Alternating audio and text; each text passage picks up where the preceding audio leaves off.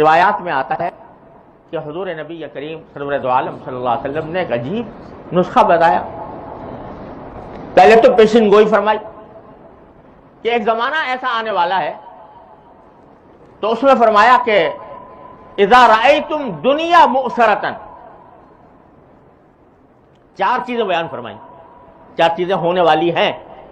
Number ایک، شحن مطاعا وہوى متبعا ودنیا مؤثرۃ واعجاب کل ذی رأی برأیہ. چار باتیں فرمائی ہونے والی ہیں. کیا؟ ایک تو انسان مال کی محبت اتنی اس کے اندر پیدا ہو جائے گی کہ بس اسی کے پیچھے بھاگے گا. مال کی محبت کا بہت زیادہ ہو جانا اور اسی مال کی محبت کی اطاعت کرنا. مال کی محبت اسے جو کام کرنے وہ کہہ رہی وہ کر رہا ہے.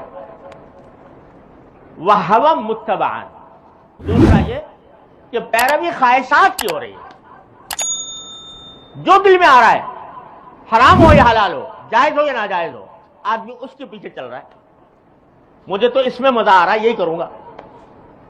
اس سے بحث نہیں کہ حلال ہے یا حرام ہے، جائز ہے ناجائز ہے. خواہشات کی پیروی کی جائے. وَدُنْيَا مُؤْثَرَةً، اور جب دنیا کو ترجیح دی جا رہی ہو آخرت کے اوپر. آدمی کے سامنے دو راستے آ جائیں، ایک یہ کہ اس سے دنیا اچھی ہوگی آخرت خراب ہوگی، اور ایک یہ کہ دنیا میں تھوڑا نقصان اٹھانا پڑے گا لیکن آخرت اچھی ہو جائے گی. تو انسان جو ہے وہ دنیا کی طرف، دنیا کو ترجیح دے گا آخرت پر.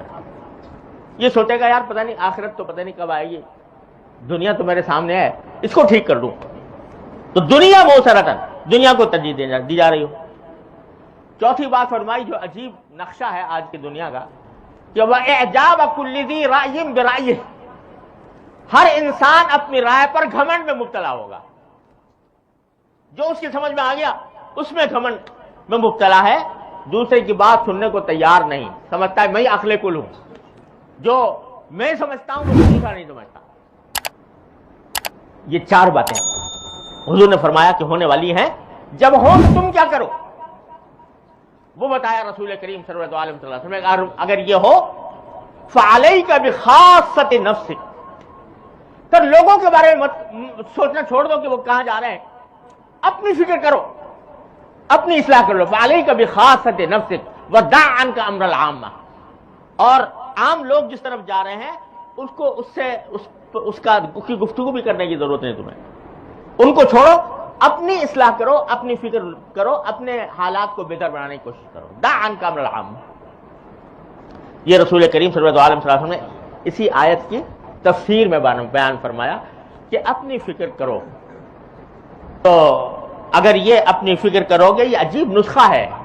زوال کے حالات میں، انحطاط کے حالات میں انقلاب لانے کا یہ بڑا ہی آسان اور بڑا ہی مؤثر طریقہ ہے.